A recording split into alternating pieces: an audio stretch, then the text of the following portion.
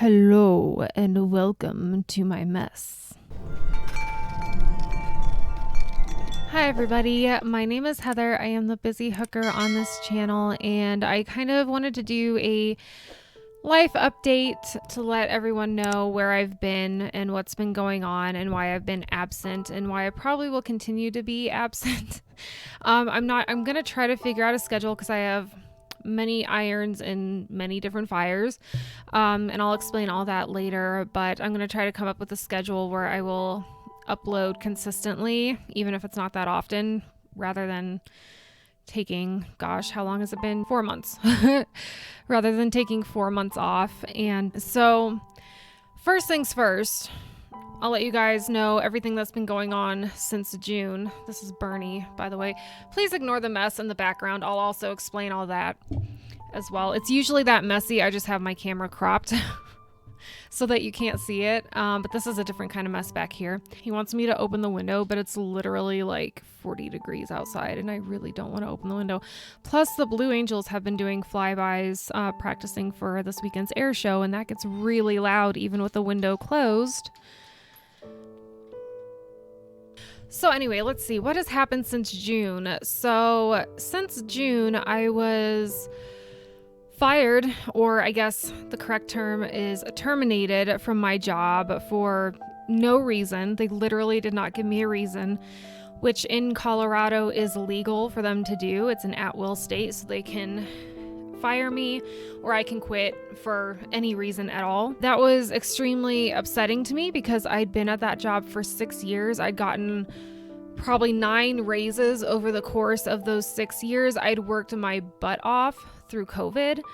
I was one of 6 people that actually stayed and worked in the office through the lockdowns. We were allowed to be open for emergencies, but not for like routine eye care. But I gave them pretty much everything. I was planning on retiring from that place. I got along with the doctors. I got along with almost all my coworkers. The ones that I mean, there were some people that I was more of an acquaintance with than close with. And that's just because we didn't work in the same, departments. And so we didn't get to see each other that often. And then, they had started hiring new people that I had never met. And a month and a half after I got my most recent raise and they told me, hey, there's some things you can be working on, but it sounds like, you're aware of that and you're going to be working on it.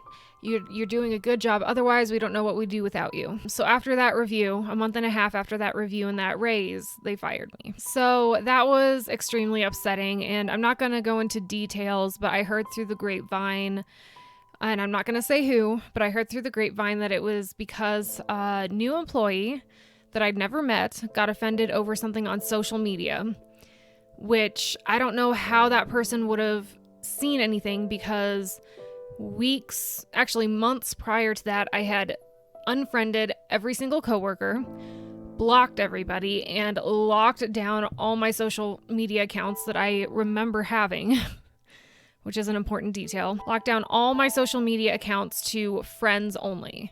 I only have a Facebook and an Instagram. I had a Twitter for like 2 seconds and got rid of it.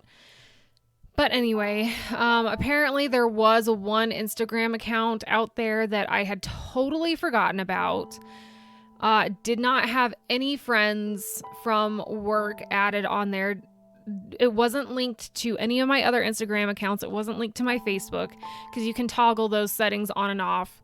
All those settings were off, and somehow this new person had found that account and gotten offended by something I posted that wasn't even controversial. So once I remembered, it took me 2 weeks after I got fired to even remember that I had that account.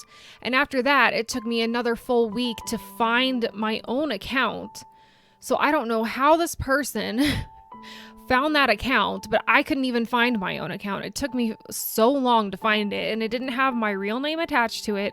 Nothing. I mean, it was a nothing account. I had like 10 followers and like 3 or 4, maybe 5 posts. And the posts were like, I don't know, 3 or 4 years old, the newest one. Anyway, so I got into kind of an angry funk about that and felt like being online creating videos was not going to be very beneficial. You know, just being that angry, I feel like my persona would not have gone over very well. I wouldn't have been the best person I could be in front of the camera for any of my YouTube channels. I have several, but we'll get into that later. So I was trying to work through that, and I made quite a few online friends in the short time that I had this channel going. So I appreciate all those people that I met and that welcomed me into their community with open arms. It had me leaving YouTube for that amount of time had nothing to do with those people at all. This was all personal issues. But literally 2 or 3 weeks after I got terminated, my husband and I found out that I'm pregnant. So that was like one thing after another, which it wasn't a bad thing. We were trying to get pregnant, but it was just really bad timing. And then after that, I was trying to find a job doing the same thing that I'd been doing for my last office that I worked for, because there are some facilities that pay tons more money for me to do the exact same thing I was doing before. While interviewing with those facilities, they kept going on and on about how much they needed the help, how understaffed they were. I would probably get hired right away. I looked like a good fit. I had the 6 years experience. I had the certifications. I had the education. I went to a trade school to do what I was doing. And literally, they sent me an email the next day after that very positive, hopeful interview. They sent me a very impersonal email the next day saying, sorry, we went in another direction. We don't need you, basically, even though they had just told me how badly understaffed they were. So that was a bust. I was hoping to get one of those jobs because they're all work from home. And being pregnant, I kind of figured, I want to be home with the baby. And even if I have maternity leave, I want to be able to be around, And then my car broke down, and it was a really expensive fix.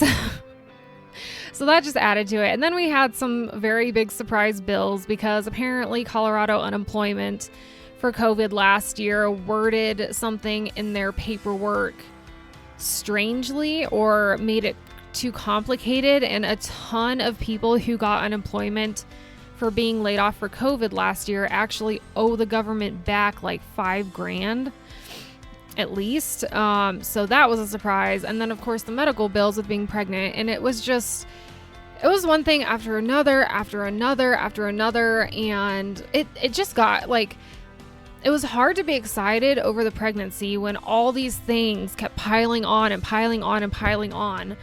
And I kept getting, I would get offers for jobs that didn't offer full-time or health benefits, or I would get denied jobs that I was actually qualified for. And it was really frustrating. So as a last-ditch effort, I actually applied to FedEx, which, not a sponsored video because I'm not in a position where I can be sponsored anyway. I thought it was going to be temporary, just a quick temporary job. For a starting wage, FedEx pays about the same as my last job paid me after 6 years. And my last job required an education, required certifications, and required some experience. So it was kind of like a lateral transfer to a new job, basically.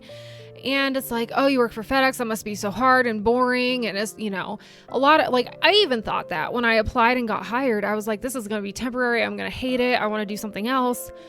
But then I started working there, and it's actually a lot of fun. I don't do any driving, or I don't work at a warehouse. I work at a Kinko's. It's very similar. It's the Kinko stores that FedEx bought out, basically. It's a lot of fun. I mean, mostly I just do shipping and packing right now. I take in orders for shipments and then pack packages that people don't know how to pack themselves. And even that is a lot of fun. I mean, there's never a boring moment. None of it is tedious or repetitive like my last job was. And the retail side of things is a lot of fun for me. I don't know why. I mean, most people find that part boring. And then there are projects that I'm going to start learning to work on. So custom banners, custom business cards, photos, books, like all kinds of printing and publishing. Not like publishing house stuff, but like the other day we bound like a photo album for somebody, and it was really cool. Making copies, that kind of thing.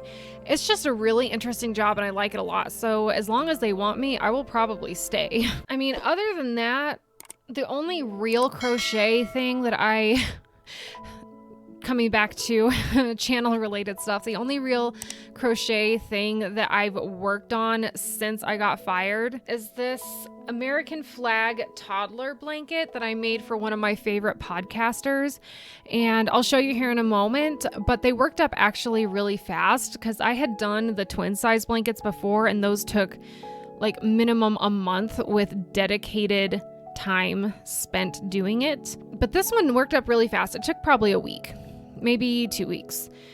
And I'm really excited. I'm going to send these two to one of my favorite podcasters whose wife just had some twins, but I want to make one for my own baby. And I don't know. I'll try to film that. We'll see how that goes. I need a better stand. I need to go to like Best Buy or Walmart or something and get a better ring light stand for my phone. But here's the blanket, and I'm so excited to show you guys.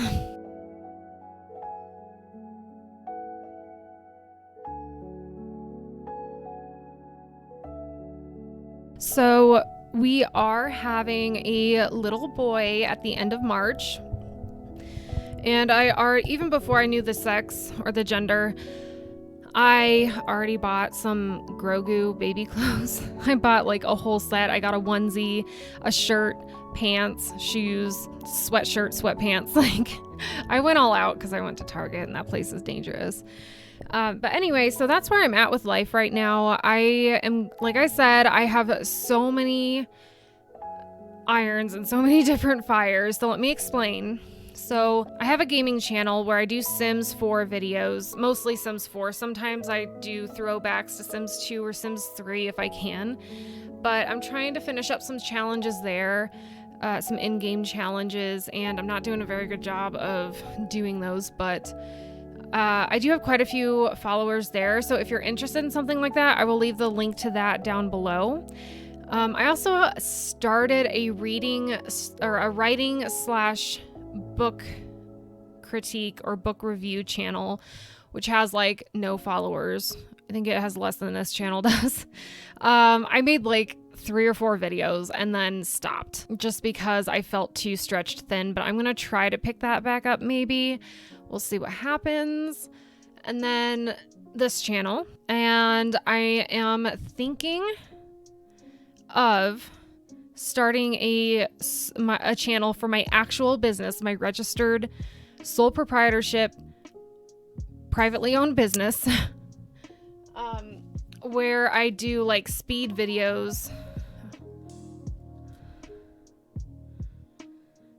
of soap making. So that's our Victorian Rose. It's a smaller one. I have 6 different types of soaps, but I figured I would just live stream to my Twitch channel, which is under my gaming channel name, and then create a new YouTube under my business name and just do like sped up versions of the live streams of the soap making, because it's like an hours long process, or it can be, depending. But yeah, that's it. So I will leave, if anybody's interested, don't feel obligated, but if you're interested in the gaming, the writing / reading, or the soap making stuff, or Twitch, I will leave all those links below. I haven't started the soap making channel yet, but I'll just let you guys know when I create that, if anyone's interested. If you are interested, leave a comment down below, and I'll just do a quick shout out when I finally get that done. But that's about all I have to say. Again, I will try to come up with a schedule. It'll probably be like once a month I'll come out with a crochet video or something, because I do want to make some stuff for our new baby. Blankets and clothes and booties and hats and all kinds of stuff. So I want to be, held to some kind of responsibility for that, and making videos actually helps with that. So even if I do like once or twice a month, I'll try to do that. And I hope to see you guys soon. If you haven't already, please hit the subscribe button and the thumbs up button. And don't forget to turn on notifications as well, so you know the next time that I upload. And until next time, guys, I think that's it. So leave me a comment letting me know what you think of all that, what you think of making a soap making channel. I know there's tons of them out there that are already like dominating the market, but that's not really, I mean, I just want to do it for fun and to gain exposure for my business. But until next time, guys, happy crafting.